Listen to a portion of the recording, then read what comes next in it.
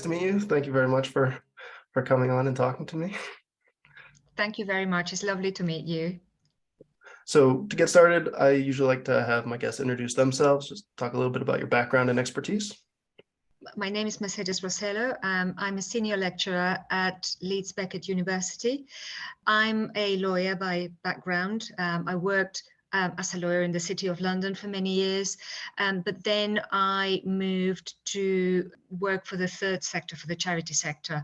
I worked for an NGO for several years, and then I decided to move into research. So I became a legal researcher, and I have been doing research now for about 6-7 years. Good. So you focus a lot on the fishing industry, I know. Yes. And I think most environmentalists probably have the fishing industry on their radar, right? And certainly they get a lot of news attention.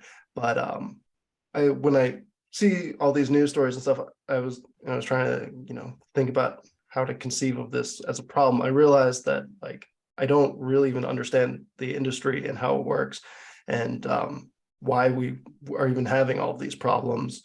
Who's responsible for fixing them? What authority can you even appeal to make the kind of changes that we need? So I wanted to have somebody that really understands the whole process of how this works, run through it with me, and just really try and understand this issue. Yeah, absolutely. So, gosh, the fishing industry is incredibly complex. And, we tend to think of the fishing industry as something monolithic, but it really is not. It is a large group of very diverse and different industries. So within the fishing industry, in inverted commas, we have, on the one hand, we have really large fishing vessels that can spend months or even years at sea. And on the other hand, the other sort of end of the spectrum, we have really tiny fishing vessels that only go out to fish for a few hours and are manned maybe by one person, maybe two people. So we have, again, on the large side of the spectrum, or your medium to size, we have very profitable companies, some of which are very large, some of which are global in scale. And on the other side of the spectrum, we have subsistence fishers who go out to catch what they need to feed their families on an ongoing basis. Yeah, and in between those two extremes, we have also a very wide range of companies and enterprises and fishing practices and so on. I suppose like any sector, there are people who are very concerned about sustainability, and they try to fish with as low as impact as they can. They try to look after the resource and look after the environment. And we also have the opposite. We also have people who are predatory in nature, and their enterprises are predatory in nature, and they are highly destructive, and also not just destructive for the environment, but also sometimes for the people involved in the fishing ventures themselves. So yes, high diversity is what I would say. And of course, that diversity also makes the fishing industry quite difficult to understand, because it's a bit like a puzzle. It has many, many different pieces to it. Mm-hmm. Don't really know where to start then if it's got all these components. You said you have some numbers. Maybe we start with, can you describe maybe the percentages of people who are like single fishing boats versus these industrial fishing, and maybe how much money or fish is caught by these different kinds of fishing boats? Do we know this? So I mean, the figures that I'm going to give you are, let's start with the more general figures, because it will give you an idea of where fishing sits as an industry in the world, kind of thing. Essentially, the value of fisheries, total value of fisheries, is about 85 billion annually. And that's basically a figure that is a little bit misleading, because fishing also supports other industries. And what I mean by that is that the capture fisheries supports a number of other industries that sit in the periphery and are necessary for getting the fish to your plate, basically. So things like fish processing, transport, things like boat building, and so on. So the value of those sort of connected industries is around 240 billion, so much higher.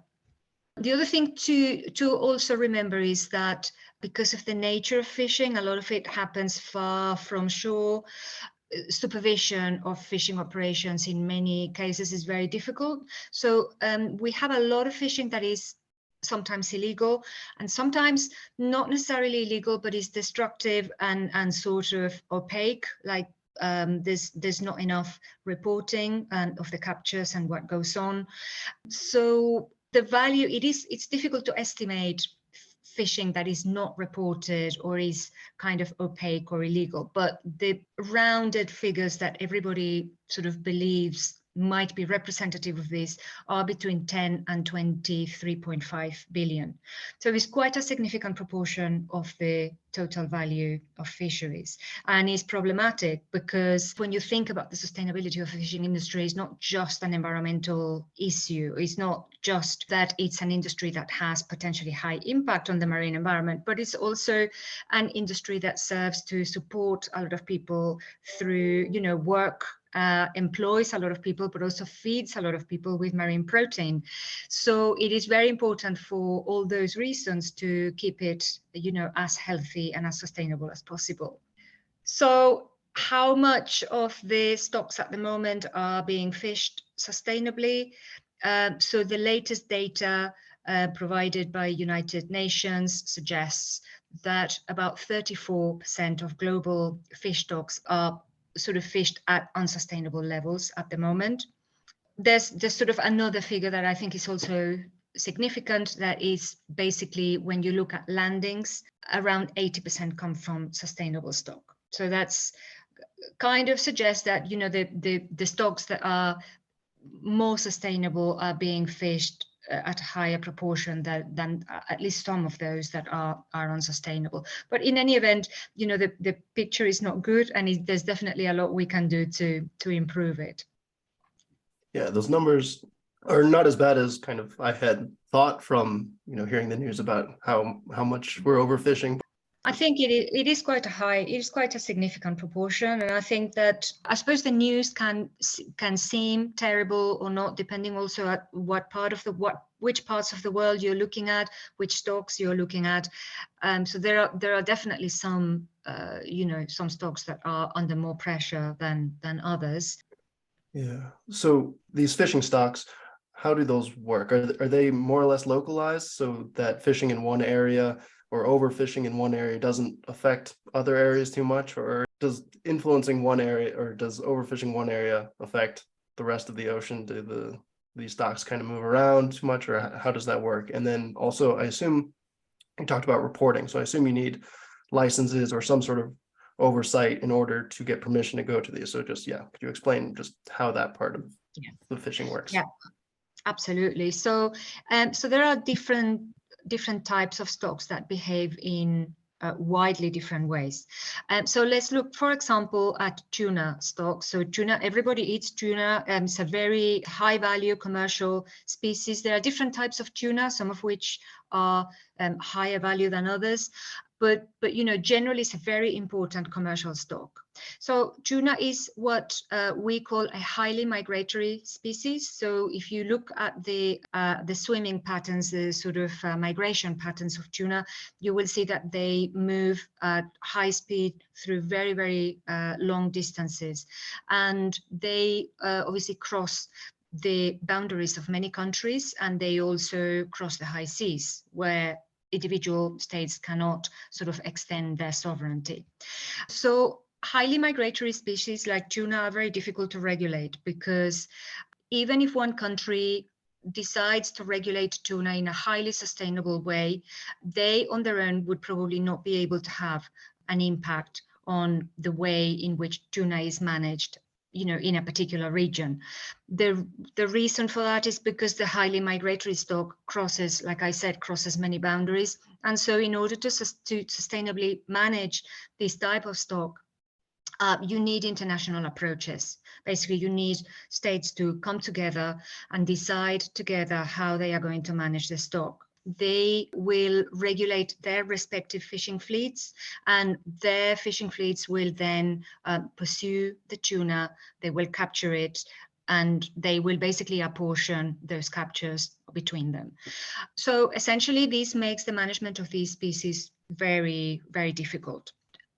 In the past few decades, there have been a number of international organizations. They are called regional fisheries management organizations, and they manage different tuna stocks and also other stocks that are also highly migratory, or sometimes they're not highly migratory, but they are also transnational in the sense that they cross boundaries from state to state, or they live partially in the high seas. And usually on an annual or biannual basis, the representatives of these states will get together and they will adopt measures for the conservation and management of these species, or maybe not adopt conservation measures, but decide what kind of allowable catch they can capture that particular year and how that catch is going to be distributed between them. So the problem with this is that, well, I mean, there are a number of different problems. First of all, you have countries and industries that have invested a lot of money in the capture of these stocks, and they obviously want to catch as much as they can, to earn, as much as they can, because fish for them is a product, basically. On the other hand, you have conservationist interests. They are interested in preserving these species. The majority of them look at the preservation, the conservation of these stocks from a sustainability perspective, but there are different values in this. There are also groups that are interested in the capture of fish maybe from an animal rights perspective, or from a cruelty perspective. There are certain practices that are particularly destructive and cruel. I'm thinking, for example, about shark fishing, shark finning, which is the removal of the fins. Sharks are also highly migratory, and so certain types of vessel that capture maybe tuna, but normally other species like swordfish, that are also highly migratory, they also capture shark. And some of those vessels also engage in shark finning. The sustainability concerns here get sort of coupled with other concerns involving cruelty of handling these animals and so on. Then also there is complexity in terms of the scientific knowledge that we need to manage these species. Some of them are better known than others. And also very important, the data that the fishing vessels are collecting so that sound management measures can be adopted. Some of the data that is collected is insufficient. Some of it is not good. Some of them sometimes can even be misleading. Sometimes the reasons for the lack of data or the bad data are unintentional, and sometimes they might perhaps be intentional. We don't always know. And sometimes the lack of data is the result of poor management, that just the decisions to collect data are not made. Sometimes the data is very difficult to collect as well. So there's all sorts of difficulties that converge to make the management of these species quite challenging, basically.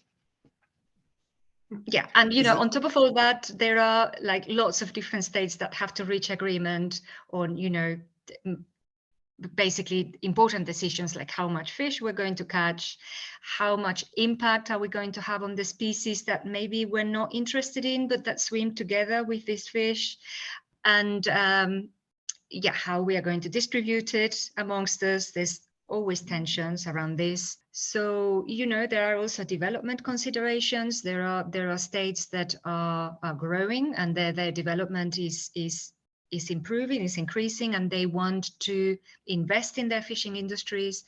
And they exist in tension with the more older traditional fishing countries that tend to be wealthier and tend to be part of the Western developed world.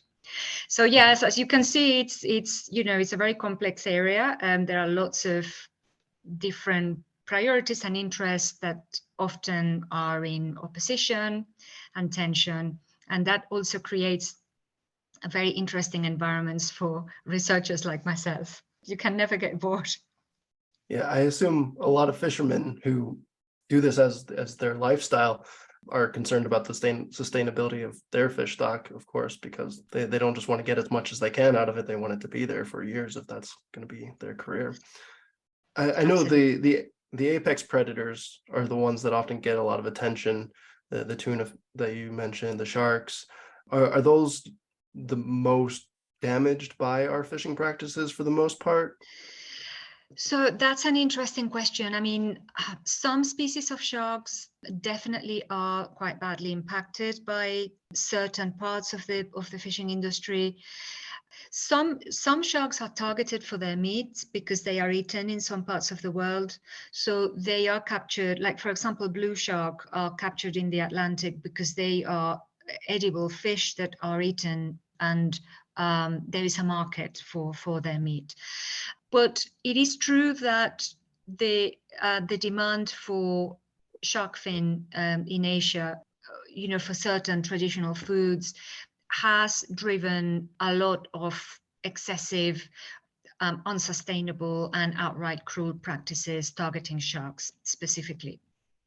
The issue with shark finning is not just the fact that the act of shark finning can and has and is practiced in very cruel ways, but it's also the fact that when fishermen decide to remove the fins and discard the body, that creates a lot more space in the hold of the fishing vessel to store more shark parts.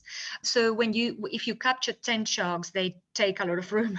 But if you just store the fins of those 10 sharks, you have a lot more space for more fins.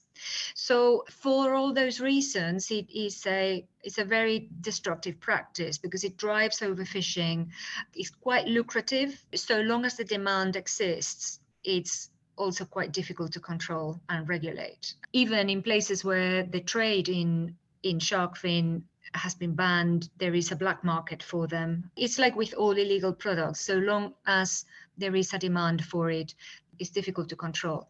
But nonetheless, it is important that the trade in shark fin is banned as extensively as possible, and not only the practice of cutting and separating the fins. It's important to control the activities at both ends, as it were. So not just the capture, like the hunting activity, as it were, but also the trade. And there are, the different types of laws normally regulate these things. But yes, unfortunately, for the moment, it is a practice that is having an impact on sharks, and that is ongoing. So that's one aspect of the black market. I know you study a lot of the illegal fishing practices, and the numbers I looked at said like 1 in 5 fish that are sold are illegally caught, at least, or some illegal practice in that chain somehow, which is that's astonishing. Actually, that's a big number. Could you explain the different parts of that? Obviously, not all of that is shark finning. It's just So I guess what's illegal even about fishing? Is it the location, the type of fish, too much fish? Like what makes it illegal, I guess? Okay, so what makes it illegal? Oh, you know what? That's a big question. But let me just try to explain how the law operates at different levels, and then we can maybe pay a little bit more attention about what exactly makes the act of fishing illegal. Well, the first thing I need to say is that when I have told you earlier about the value of IUU fishing between 10 and 23.5 billion with a B, the value of this is not just illegal fishing, it's also unreported and unregulated. So unreported and unregulated fishing aren't always legal. So these figures involve, yes, a lot of those fishing activities are definitely going to be illegal in the sense that they breach an applicable law. But some of them are not necessarily illegal. For example, there may be legal loops that enable a particular fishing activities or fishing activities in one particular area to take place without reporting anything.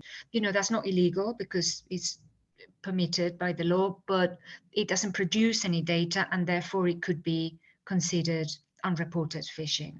Okay, so these definitions are very problematic. So depending on which perspective you use to look at them, they can generate a type of data or another. But let's just think of IUU fishing as something that it may or may not be illegal, but it's always kind of undesirable because it's either hidden or it makes management and regulation more difficult because we don't know what's going on. And, you know, these are finite, they're renewable resources, but they're finite. So, you know, we need a lot of information to manage them well. Okay, so that to one side. Your question was what makes fishing illegal? Okay, so fishing is regulated by states, by governments. It's regulated by states whether the fishing takes place near the coast or far, whether it's in the waters of that particular state or in international waters or in the waters of a foreign state. There's always going to be a state that manages or is responsible for regulating that fishing activity in one way or another. Within 200 nautical miles of the baseline of a coastal state, normally the coastal state will have a regulatory authority over the stocks that occur there. And that the regulation in that area of the sea is quite complex, but it's very important to understand, I suppose, two very basic general principles. That's one of them is the competence of the coastal state to govern the stocks that occur in that region, so within 200 nautical miles of its coastline. And then beyond that point, the coastal state doesn't regulate the fish stocks there anymore. What happens is that the vessels that operate there, they all have a flag, in the sense that they are all registered to a particular state that we call a flag state. And so it will be the flag state that governs the activities of those fishing vessels in the high seas, in international waters, basically.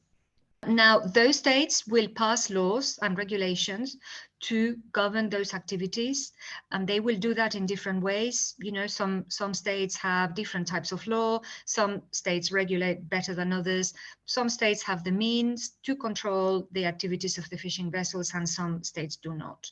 So it will vary very, very widely depending on which state you look at.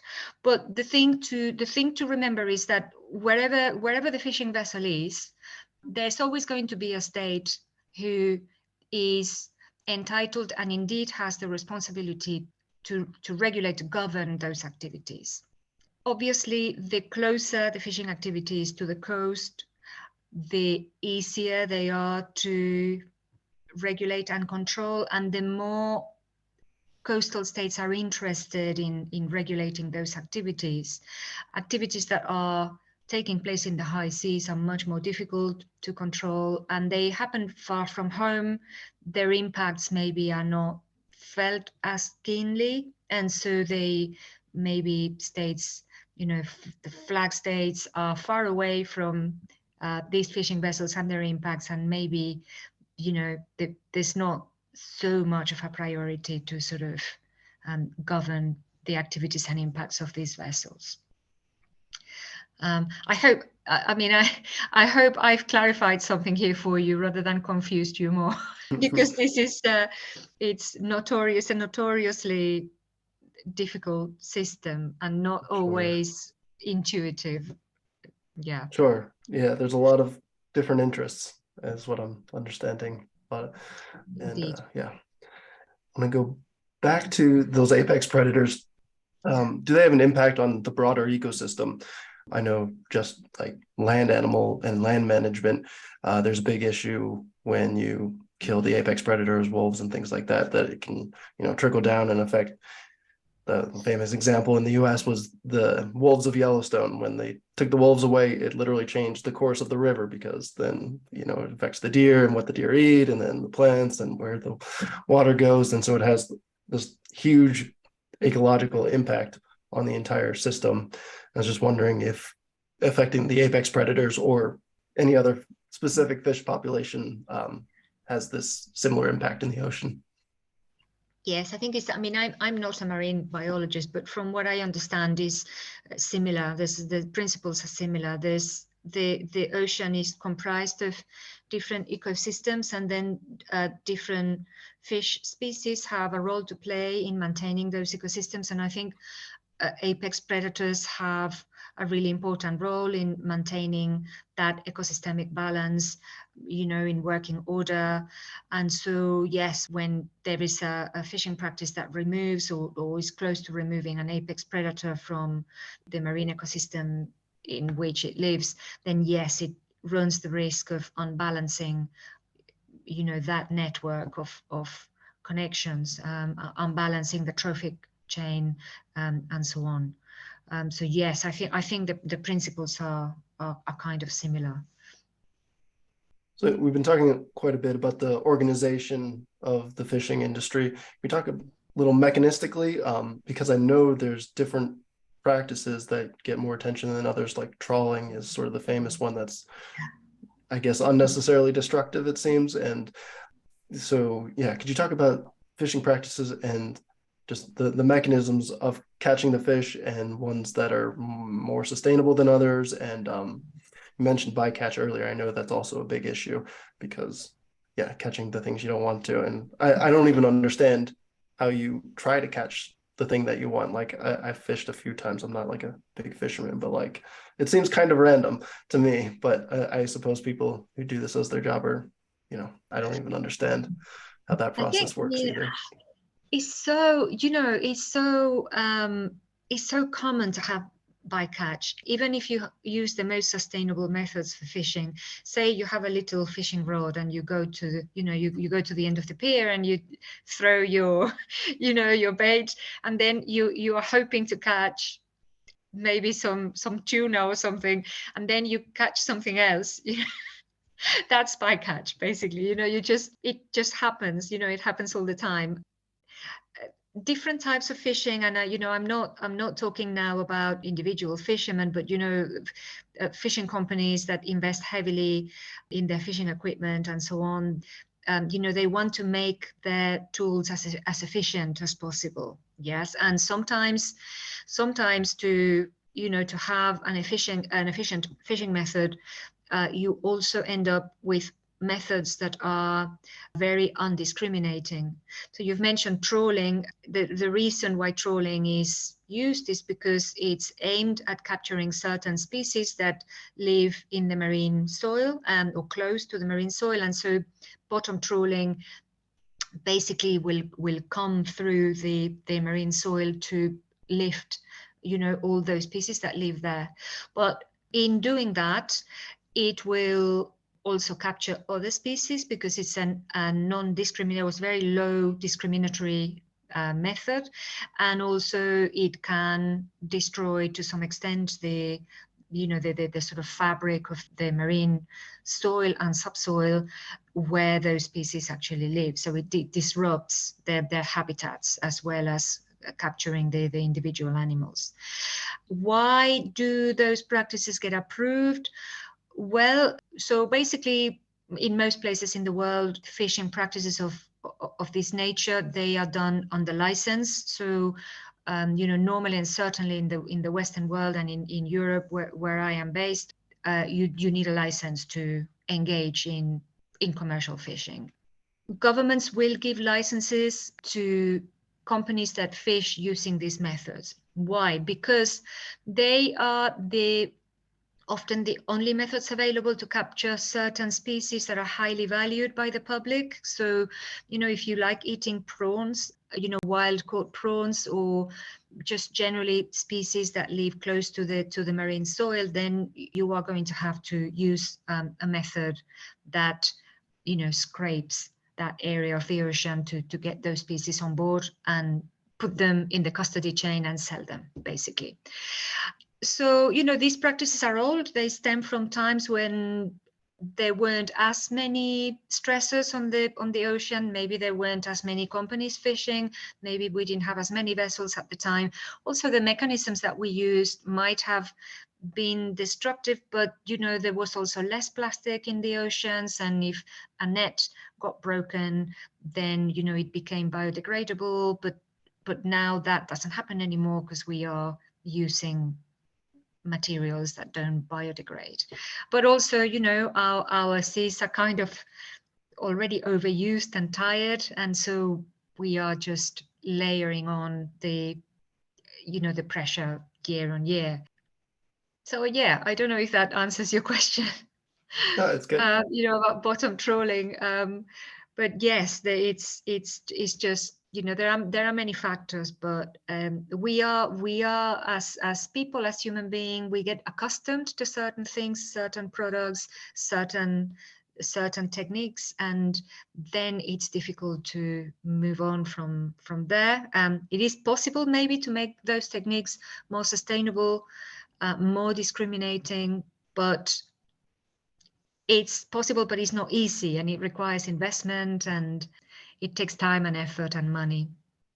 So new technology could potentially help with some of these issues. And with the bycatch, so is most bycatch, is it just thrown back? Is because there's rules on what you can catch and how much and things like that. So can you just use some of that bycatch and say, hey, like, we were trying to catch this one thing, but we got this other one, let's just sell it because, you know, let's not be wasteful here. How does that work? Yeah, so that's a really interesting one. So until recently here in Europe, there were certain rules in place that did not permit the commercialization of species that were undersized. So the aim, you know, like often it happens that the aim of certain laws and regulations was well-meaning, you know, like to discourage fishermen from capturing small sizes of fish and so on. They were put in place to sort of prevent the commercialization, you know, of young fish, basically. But what occurred for many years was that in order to maximize the value of the catch, the species that were either undersized or were not wanted because they didn't have a commercial outlet were basically discarded to make room for other stocks to come on board. So that practice has now in Europe been banned. You know, it probably does happen, continues to happen. It has been controversial also in many ways, because for many reasons people need to make a living, and then it's not clear how they are going to sell some of the catches that they have captured if they don't have commercial viability. Some of those sort of smaller fish or non-commercial fish can go to animal feeds sometimes, but then also that creates value for, you know, for these undesirable captures, and so on. So overall, I think it's progress to sort of not permit catches to be thrown overboard. It's very wasteful practice, you know, ultimately very unsustainable. But as ever in fisheries, nothing is always 100% straightforward, and there are always winners and losers in this. Yeah, there's some weird economic incentives I'm hearing, mostly because of the size of the boat and how much they can store. And yeah, okay, there's a lot of stuff going on. I think that's pretty good for the fishing part. I want to talk a little bit about pollution as well. You talked about the fishing nets. Yeah, and the number I saw was like 10% of all the plastic in the ocean comes from the fishing industry. Like, I honestly got a little angry reading that statistic. And that it's especially bad because it's nets that are made for capturing fish, so they're particularly destructive. And then that you mentioned that it's plastic now as opposed to maybe natural materials before, so it's not biodegradable or not nearly as biodegradable. Yeah, so could you talk about just maybe the pollution from the fishing industry, but also just pollution in general and the impact that has on fish populations? Yeah, absolutely. I think pollution is an important element also in the health of the oceans. And so pollution comes from many different origins, and it's not just plastic pollution, although I have to say I'm particularly interested in plastic pollution because I have a long-standing interest in the fishing industry, and they are, like you said, you know, they are partly responsible for some of the plastic pollution in the ocean. But there are other other causes for pollution, human activity in general, things like agricultural effluents and chemical effluents. Also the maritime industry, there's a lot of marine traffic that has nothing to do with fishing, it's just for transport, or other uses like military vessels and so on. So there's a lot of pollution that comes from vessels as well. And also some of it is climatic, from rain and thermal and noise pollution and so on. So yes, I think all pollution in the ocean is bad news for different ways, but plastic pollution in general, I think, has a particularly detrimental effect on fish stocks. Some plastic pollution types are bad because they cause entanglement. So fishing gear, fragments of fishing gear that are either thrown in the ocean or are lost, they will cause entanglement and can cause damage to stocks for a long time. A lot of the time we don't understand with certainty the damage that this type of marine pollution causes, because sort of from what we know, we think, for example, fishing nets that are either lost or discarded and continue to drift in the ocean can cause entanglement and continue to catch fish.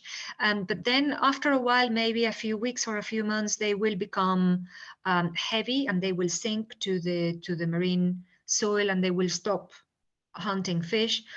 But then after all the organic material has rotted, it is believed that some of them maybe will refloat and will continue to catch. They were designed to catch fish, so that's what they do.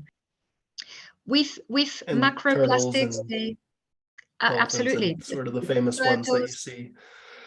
absolutely, turtles, cetaceans, they are, like we said earlier, this is non-discriminating gear, so they will kill anything they encounter. And so these are basically macroplastics. So they are large pieces of plastic that can have an impact on species and on the environment in different ways. But then over time, macroplastics degrade and they become microplastics. And then they then begin a sort of strange second life as food, as marine food. They will be ingested by the tiny little organisms, and these organisms often provide food for larger fish, and so plastic enters the trophic chain of these animals, and often has the potential to end on our plates as well, because larger predator fish that we value, like tuna, swordfish and others, will eat the smaller fish that have ingested the plastic. So this is how marine pollution basically ends on our plates. So yes, very, very concerning. And certainly I think lost fishing gear is relatively common, and also some fishing operations use gear that is mobile and detached from the fishing vessels. For example, there are certain elements of a tuna operation that can involve using floating devices with some lights on them, and they sometimes can get lost, or in bad weather maybe not all of them will be retrieved by the fishing vessel, so they then can cause pollution, and also they can pollute beaches, and they can cause damage to coastal communities, human communities as well. Yeah, I know that the microplastics has a lot of people particularly concerned, because the big pieces you kind of figure you just have some mechanism that goes and grabs it, and it doesn't seem especially complicated that way. But the microplastics, people, at least from what I hear, people don't really even see a solution yet, and the fish basically, they don't understand that this new thing in their environment. They just see the shiny thing and go and eat it. And you see pictures of like people who cut open the fish guts and it's just plastic inside, right? Yes, absolutely. Yeah. And I mean, even larger plastics, they can also be ingested by cetaceans, and it will eventually kill them because it blocks their digestive systems. So yeah, it's not just about entanglement, with the larger fishing gear and so on, but smaller pieces of macroplastics, things like bags. They sometimes can resemble certain marine species that fish will look at. So, like jellies, they will think a bag is a jelly and they will try to eat it. And then that, unfortunately, can be fatal because it can block the digestive systems of these animals. And increasingly, the cetacean strandings, that we hear about, increasingly they have plastic in their intestines and stomach. Yeah, and plastic's the new one, but in the past, and I know it's still an issue, is the mercury. That was always the concern about eating seafood, and it's the same sort of issue where it just goes up the food chain and then ends up in our food if we're eating them. Is that just an ongoing problem that you don't hear it as much anymore, or has there been steps to mitigate the Um, mercury pollution? it's interesting. The heavy metal pollution, we don't hear about it anymore as much. I think it's just been replaced in the human imaginaries with other problems, because we like to talk about new things. But as far as I know, it's still potentially a problem. I think that the issue here is that we don't fully understand yet how and whether it affects humans, and so fish that maybe has a tiny bit of heavy metal pollution could still be considered perfectly okay to eat. So people have not been paying as much attention for that reason.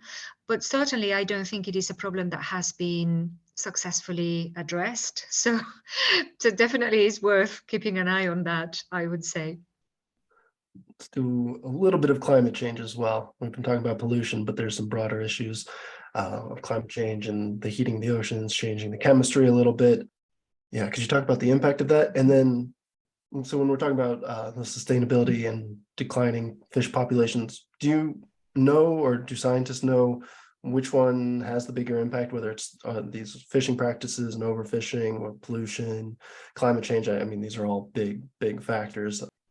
They are all big factors, but I would say the fishing industry clearly has the greatest impact, because the fishing industry, whether it's done sustainably or unsustainably, has a direct and immediate and obvious impact on fish stocks, because fishing is removing stocks from the water. But in any event, it is a very large industry, difficult to fully appraise and understand, difficult to fully quantify the impacts that it has.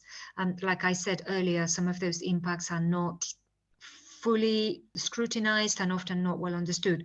So yes, I think there is consensus in looking at the fishing industry as probably at this point in time, probably the most significant source of impacts for the ocean. Yes.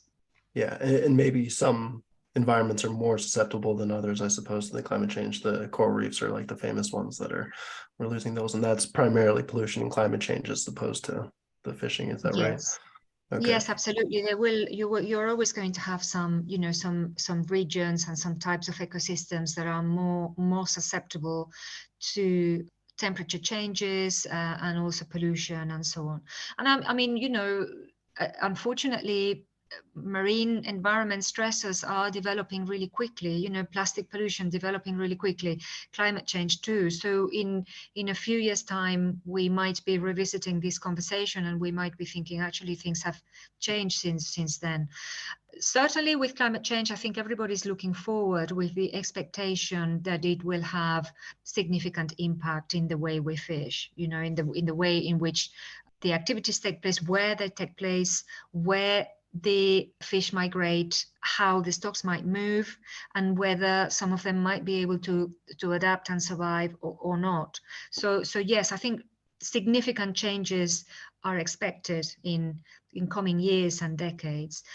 But at this point in time, I would say that fishing that is badly managed or not managed is a more significant source of stress for the ocean right now. Mm-hmm.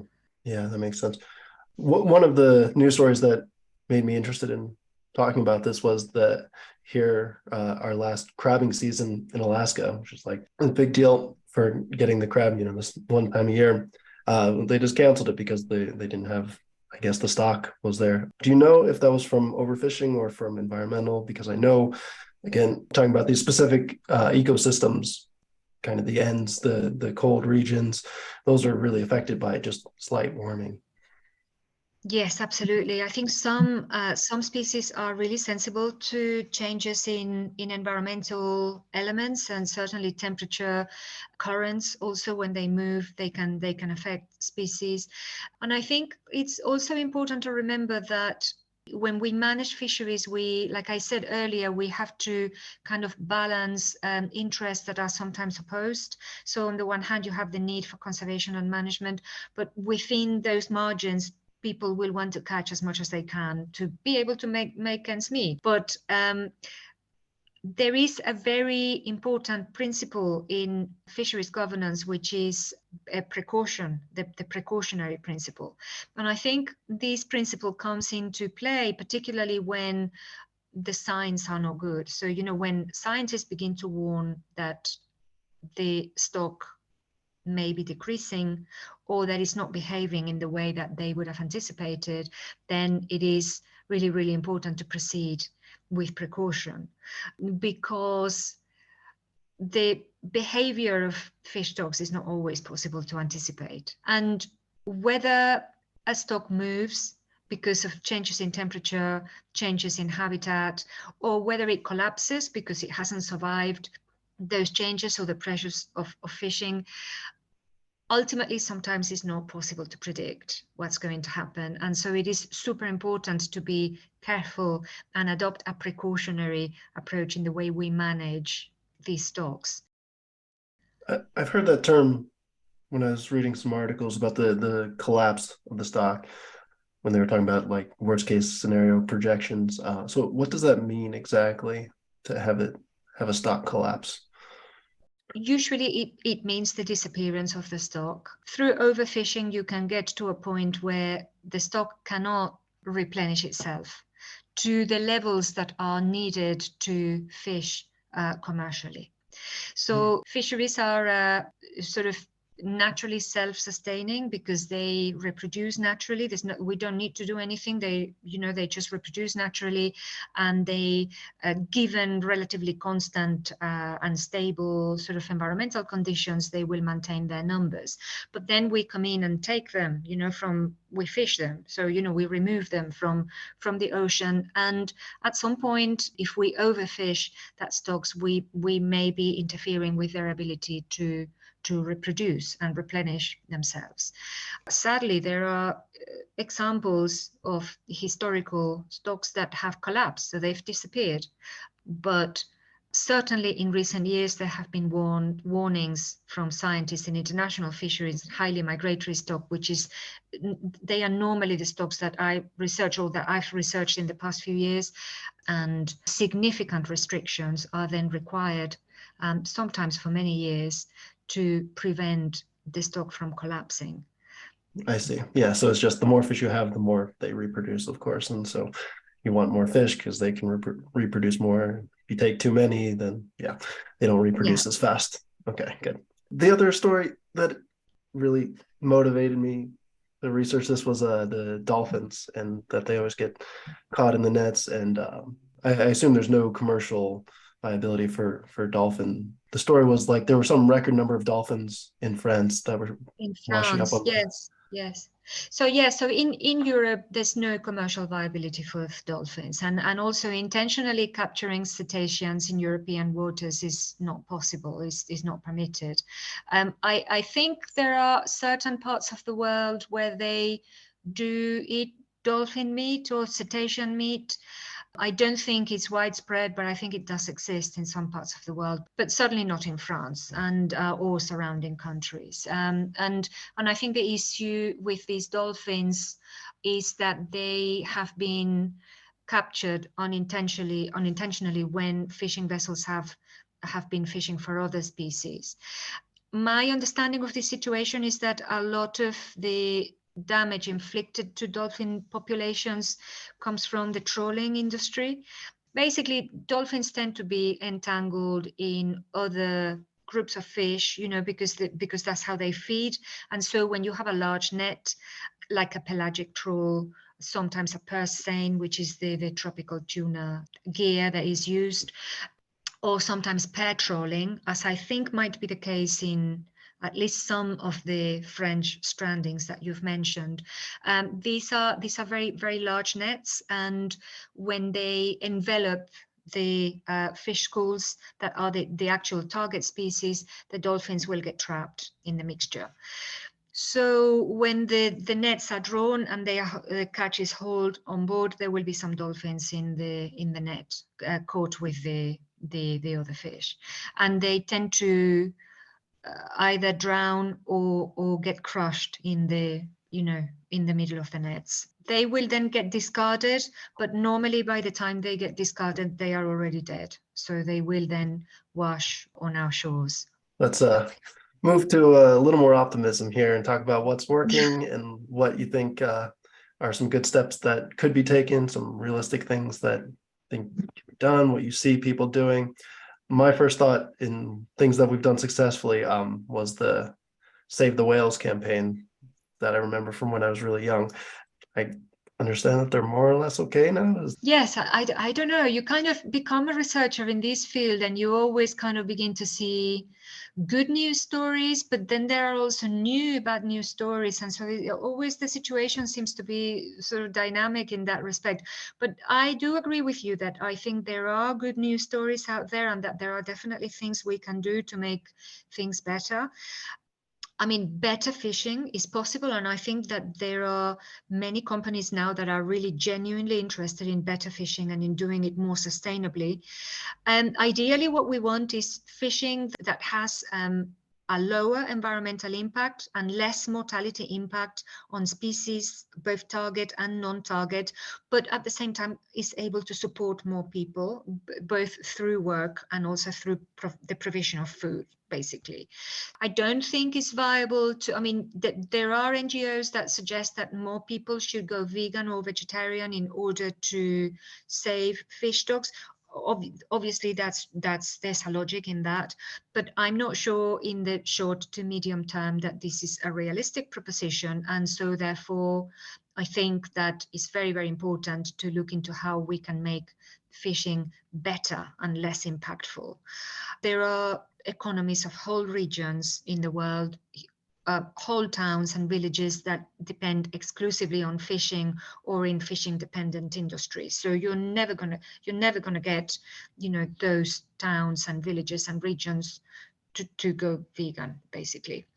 So there's definitely, better data collection. We definitely need that. We need more transparency in fisheries so that we understand the impacts better. That's crucial. We need also innovative tools for management. I think area management is something that is increasing at the moment. So the marine protected areas, they don't need to necessarily be static or completely closed to fishing to be effective, but I think it is important that we understand how they can improve our marine ecosystems and increase fish stocks so that, everyone's a winner, including the fishing industry. Technology, obviously, not just for enforcement purposes, although that's very important as well, but also to improve science, and so that we understand fish stocks better, we understand better how many fish there are at any particular time, how they reproduce, how we can manage their numbers. And of course, aquaculture. Aquaculture, I think, is so long as it's done cleanly and sustainably and hopefully humanely as well, I think it's definitely something that has a promise for the future of being able to produce food for people and also provide jobs, for many out there, whilst hopefully not having a very detrimental impact on ocean ecosystems as such. Also, gear, we can improve fishing gear. There is already a lot of interest in this, making gear more selective, making the materials more sustainable and biodegradable. So, there's definitely a lot that can be done, and there are already a lot of people out there with a huge interest in making these things happen. So yeah, I think there is hope for the future, and definitely there are improvements that I very much look forward to seeing. I saw a graph on the aquaculture, and it's just like one of these exponential growth functions that you see. And is it caught up basically to the amount of wild caught fish? It's my understanding, or maybe not yet. Yes. I think in the future it's probably going to be producing more than wild caught fish. But I think the problem with aquaculture is that it needs to be clean and sustainable. It has the potential to pollute, and also there are a lot of problems with understanding the welfare of fish in the farms, and also the environmental maintenance of the water and the conditions in which they are kept. But I think for sure, so long as it can be done cleanly and sustainably, it holds a huge amount of promise for the future in terms of production. So it seems like most of the issues are due to enforcement rather than new laws that we need to create. From what you're talking about, we just basically need new enforcement mechanisms, better organization, better tracking. And I mean, this again, it just depends where you go. There are countries where the laws are already very good. As a lawyer myself, I wouldn't say, there's always room for improvement. Often there is a lot of room for improvement, but certainly I would say there are many places in the world where the laws are adequate. But that's not the same everywhere. There are definitely places where there's a lot of room for improvement, and I would say more and better law is needed still. Certainly, for example, in the high seas, there are a number of fisheries treaties that have developed the Law of the Sea Convention in the management of fish stocks, but there are significant gaps still. So, we could probably benefit with more laws. But also the law has to be enforced, and if you don't have good enforcement mechanisms, then sometimes the law then doesn't make that much difference. If you have a culture of non-compliance in a particular area, then the law could be there but be more or less invisible. So ideally, we want a situation where we have good laws. We want enough laws. We want them to be comprehensive and sound, but we also want them to be enforced appropriately. And enforcing the law in fisheries, especially in transnational fisheries, can be very challenging.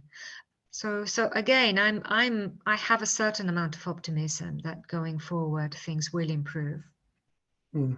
How do those negotiations work? How do the countries with the good laws, you think, influence the ones that either aren't enforcing them or have bad laws? How does that work?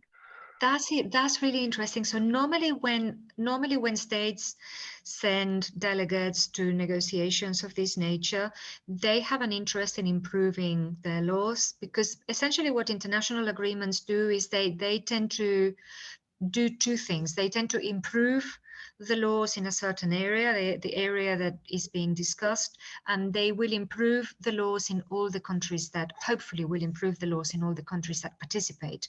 So they also have a harmonizing effect. So, the laws in these countries will end up being maybe not identical, but kind of more similar.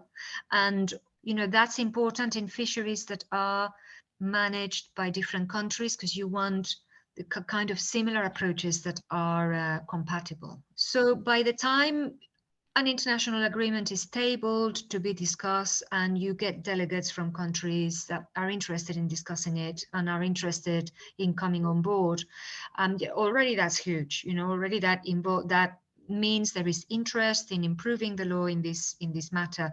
You are right. There are tensions and there are arguments, and some countries don't have the same interests as others, and then some countries will push to dilute some of these laws, some of these international treaties, while some other countries will have an interest in making them stronger.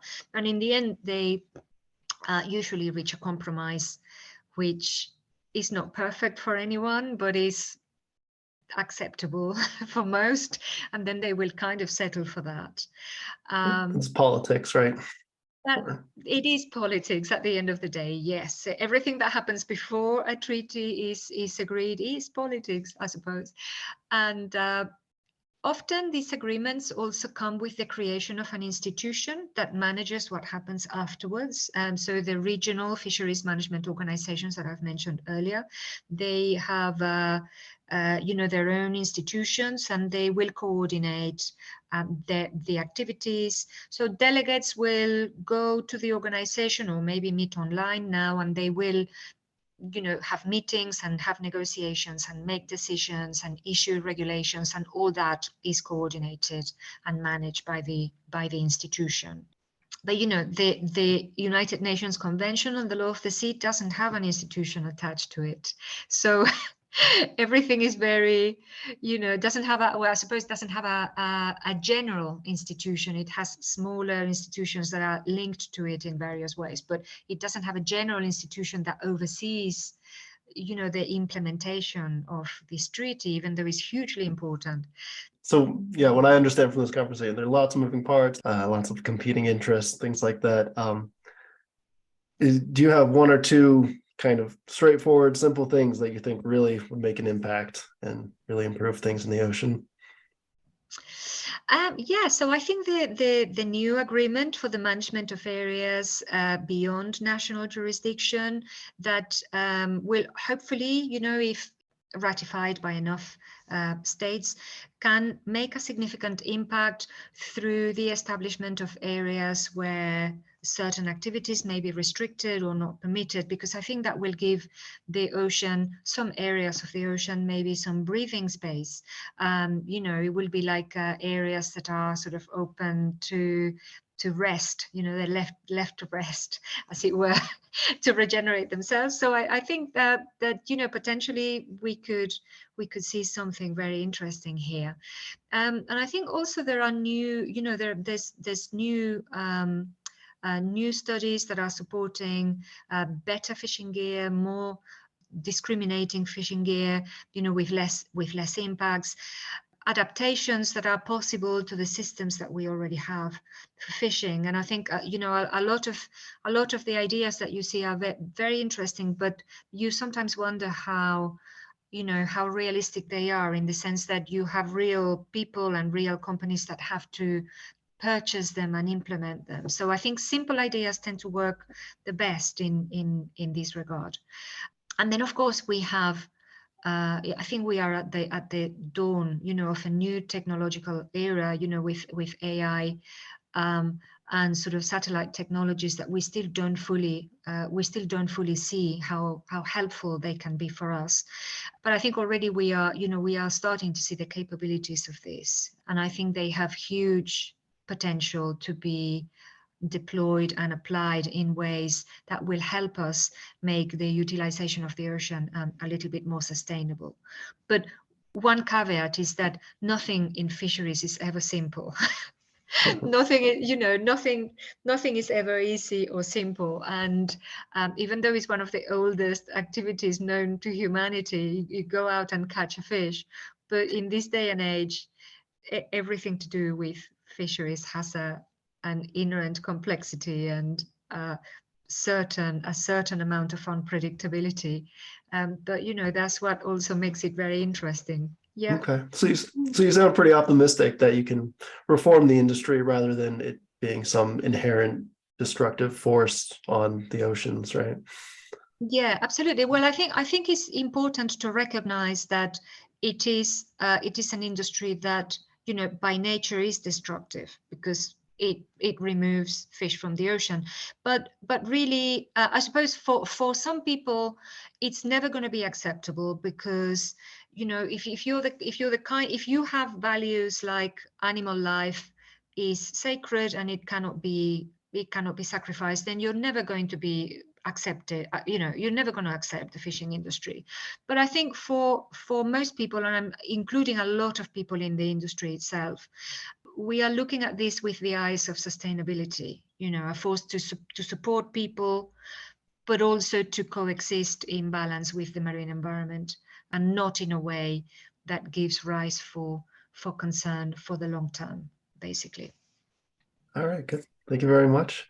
Do you have anything else you'd like to add? That's all of my questions. I think we've probably covered most areas.